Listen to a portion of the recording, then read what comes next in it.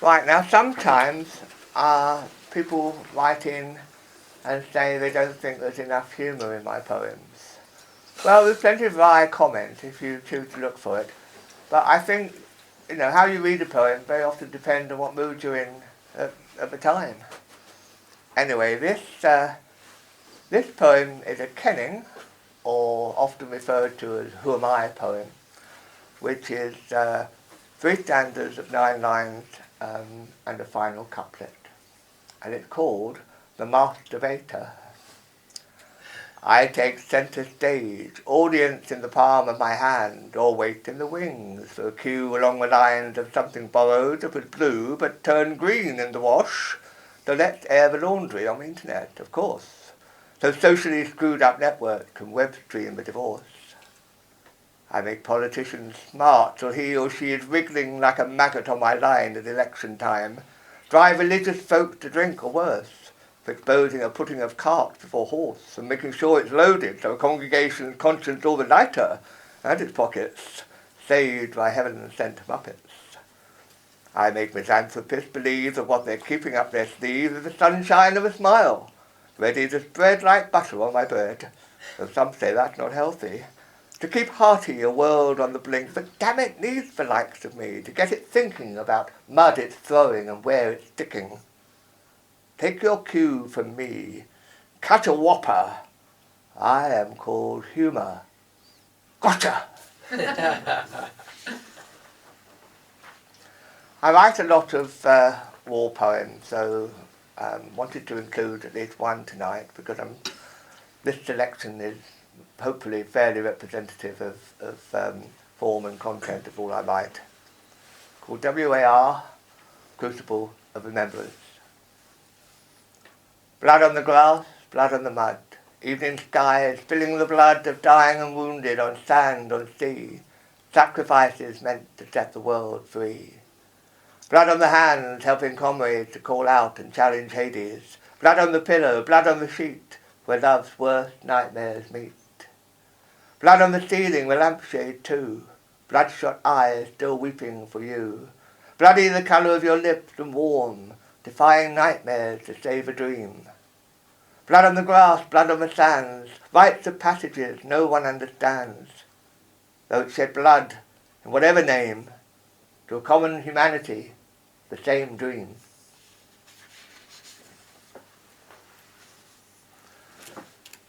Spring again. Spring magic. As I paused by a tree, I saw it weeping for me. Bad times, hard times, ever haunting back roads of my memory. As I paused by a tree, I heard it laughing at me, forever dwelling on darker, wintry aspects of my history. As I paused by a tree, I heard it singing for me, while opening up a gift-wrapped box of delights we call memory. As I paused by a tree, it covered me with kisses of fairy blossom, working spring magic, life force of all history. As I paused by a tree, leafy skies swooped on me and spring cleaned the darker, wintry corners of my memory. As I passed by a tree, I heard it gaily cheering me for moving on, a new spring in every step, making history.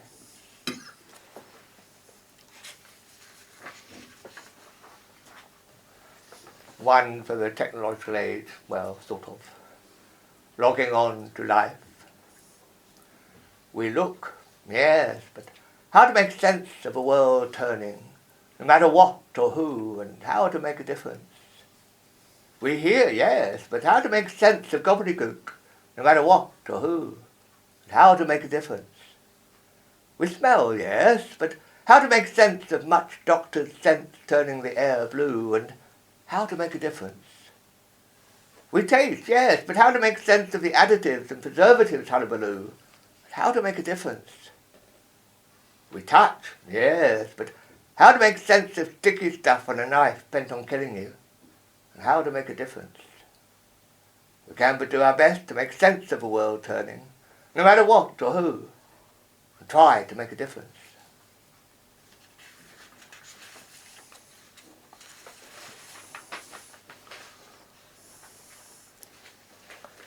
Imagination is a wonderful thing. but it can play tricks on us, so we have to be careful. Sorry. Imagination. Painter of dreams or masochist? I have painted pictures only I will ever get to see. An alternative reality to the world surrounding me, confounding me, creating an alternative persona to one I meant to be. I have lived in pictures where only I will ever go. A surrealist panorama of the world surrounding me, confounding me, creating the kind of person I am not meant to be. But in every picture I'll never really get to see a vibrant wood for a heavily painted tree, or sail an ocean for expecting its every wave to answer to me. I might even mistake cloud shapes for skylarks, missing out on nature's other songs for starry heavens, inviting a poet's wry take on life and death. There were no people in my pictures, smiling, waving, kissing, only ghosts, ever gesturing loss, regret and pain, daring me to make the best of a sorry world. I archive the pictures only I will ever get to see, an alternative reality to all that's surrounding us, still confounding us, making us of us what we will with sleepwalkers. Though the memory exhibit visions of the mind imaging what lies behind the world's chaos and our confusion, let's not mistake art for life. Risk missing out.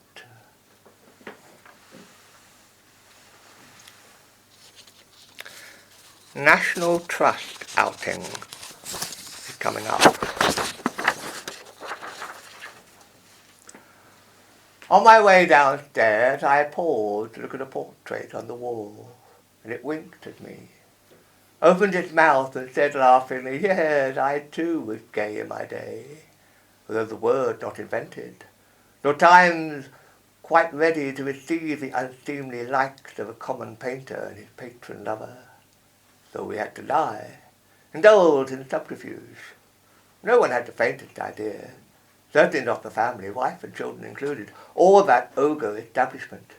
Within the circle I was free enough to tread, so long as I dared not bring it into disrepute by word or deed. Oh, I loved them well enough indeed, but it's not for love of those I posed, radiating, I suspect, an inner happiness. Ah, yes, you understand. It is my lover's brush, exploring mind and soul, touching what makes life real, no trappings and trimmings comprising society's notion of propriety or political expediency, nor even an image of home fires burning, but love, and all its rampant glory, telling my story here and now, for whomsoever might care to consider critically a glow in the cheek, lift of the eyebrow, crook of the knee, hand pointedly showing off slender fingers, touches invariably missed in critique, put down to art's mystique. Few appreciating the intimacy between lover and lover, bouncing off each other, long after the oils run dry, spoils of eternity. In my own time I descended, feeling befriended.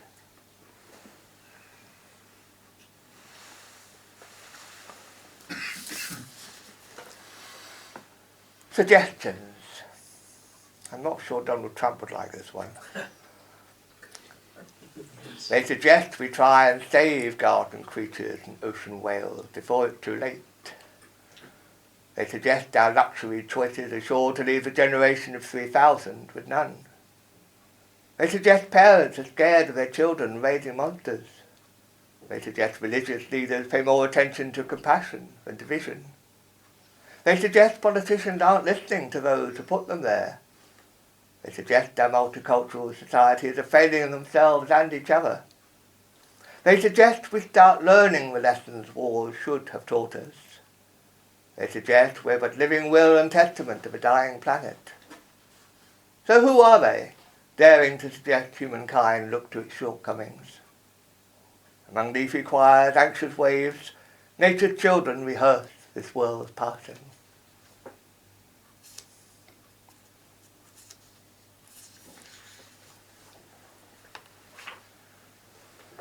Growing old is no fun, but You had to have a laugh. Shades of comic genius. We stripped naked under a leafy sky, so our bodies turned to gold, for a while forgot about growing old. Rediscovering youth's feisty passion, we surfed its glorious tide, put aches, pains, and home truths aside. A balmy breeze gave us its blessing, and songbirds sang an amen, while Elysian days revisited us again. Though years pass and take their toll, the spirit of adventure remains, that sees the day, so oft it chains. If love is the greatest adventure of all, sex is but half the story. A shared empathy is power and glory. We dressed quickly, nature applauding bodies frayed at the seams, acknowledging its comedy of dreams.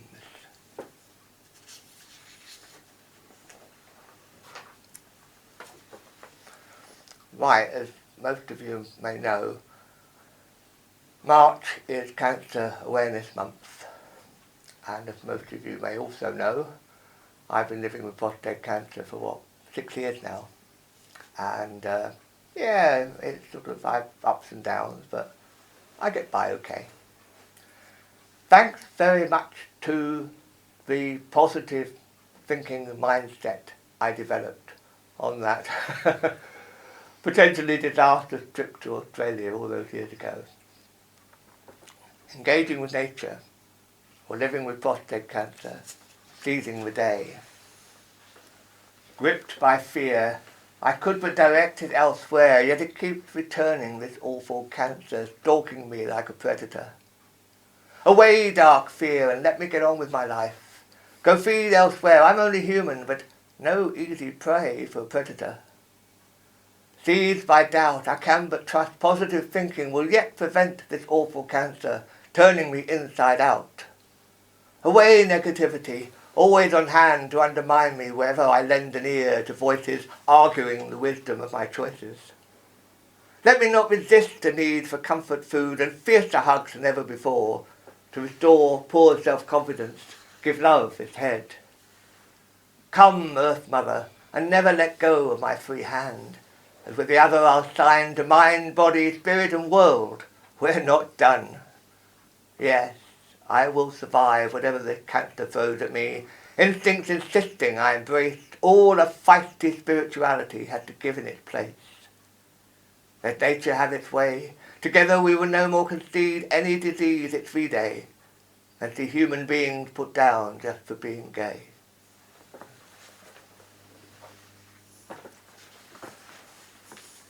Back to nature. Patchwork. Dusk. A patchwork quilt spread over trees and meadows, warren, set, foxhole, well hid from prying eyes. Late birds on slight misty wing heading for the nest. Walkers, ramblers, hastily checking compasses. Children at play looking out for text messages. Middle England on the edge of thing temporal. Green campaigners counting hard-won laurels, curtain closing on one last peep at a hazy beauty. Tasting raw smells of earthiness and buttermilk sky, empathy with a nightingale's plea to be left in peace. Random stars brought down like clay pigeons by bonfires in back gardens, always taking liberties. Bats, alley cats, all putting a shine on the Sandman's boot, who's tasked to get us ready for the next clay shoot. World coming together briefly to try and patch us up.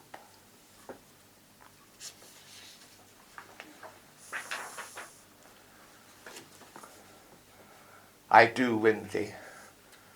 Here's a whimsical poem called Ode to Apollo, or Profile of a Life Force. And if you like it, you can hear me read it again on my YouTube channel over a lovely video shot by my friend Graham here at Towerhead, Temple of Apollo. Ode to Apollo, or Profile of a Life Force. Hear old gods mocking us behind passing clouds, as a defeated foe might well, for observing its enemies, count the ever-rising costs of victory. Only Apollo still brokers an enduring peace, without taking sides or even an ulterior motive besides the voyeur's delight in human behaviour. Where the world rides out its storms over land, sea and air, find fair Apollo behind the scenes, busy negotiating its survival, albeit conditional. Where time wings past us at a tangent, see Apollo rein in his chariot just long enough to shine hope in our faces, the rest up to us.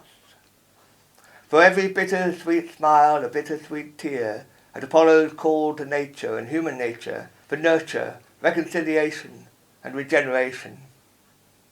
Meanwhile, all life presses on with the act of being, the here and now engaging us for better or worse, ugly or beautiful, old gods or new.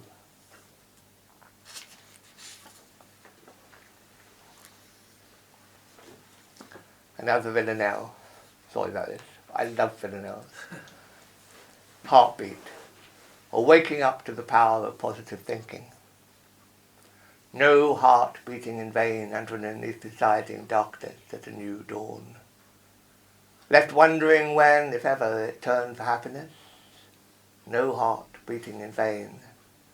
Will sleep's half-open portal close on, or let in distress at a new dawn? If dreams bring pain where life and death paths cross, no heart beating in vain. Late invitation to troubled souls seeking redress at a new dawn. Where light bursting in, nature filling us with its life force, no heart beating in vain at a new dawn.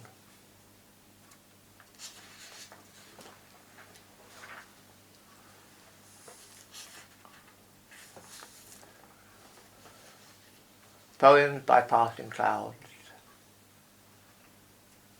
Some songs in the wind only the trees ever hear, and even beasts and birds never learn the words, can but live by the descant of hungry young in spring, butterfly wings in summer, falling leaves in autumn, bin-bag puppies in winter. Some songs in the wind only the trees ever hear, no matter that humankind imposes its own lyrics, poor carbon copies, passing for popular reflections in some subway busker's eye, sure to become classics if they make people cry. Some songs in the wind only the trees ever hear, will never let on they know, or beast and bird give up on a world that humankind likes to make out it knows, but dare not face the wind with its pathetic untruths, lyrics sure to blow the mind. There's a song in the wind only the trees ever hear, about nature's secret ways, life, death, misadventure, why it's a good die young more often than not, while the old pressure the rest of us not to forget better days, but take a leaf from the trees. There's a song in every tree, running rings around history.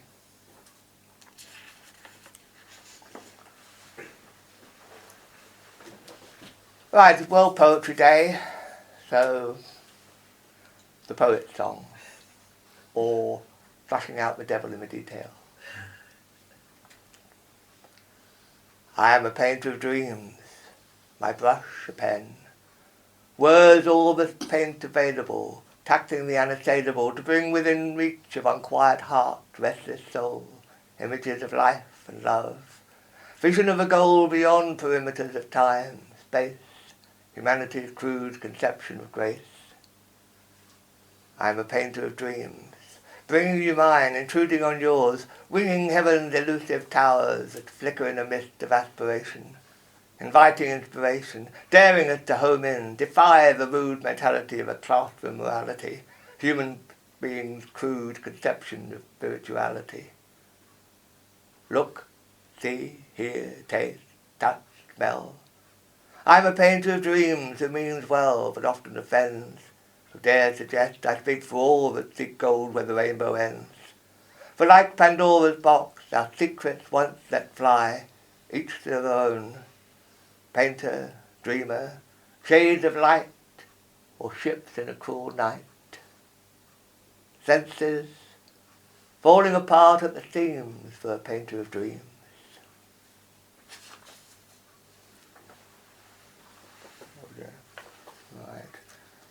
Now, when I was talking to a neighbour about doing this tonight, I said I was going to read a poem about Mother's Day. Is that coming up? Spring poems, with springs round the corner, hopefully.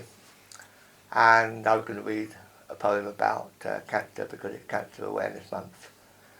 And he said, I bet you're not going to read a poem about Easter. Why? He said, well, because you're not religious.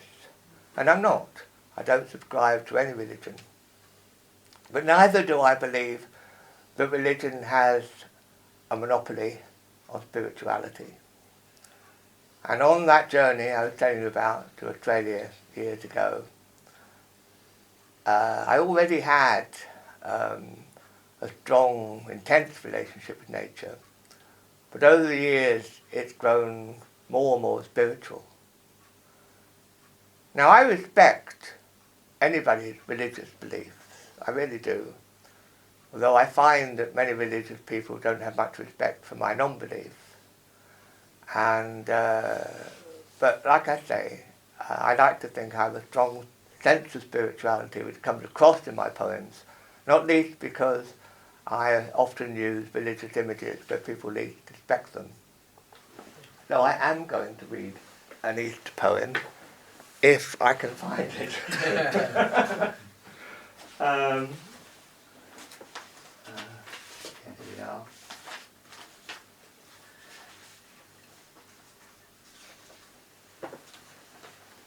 In good company.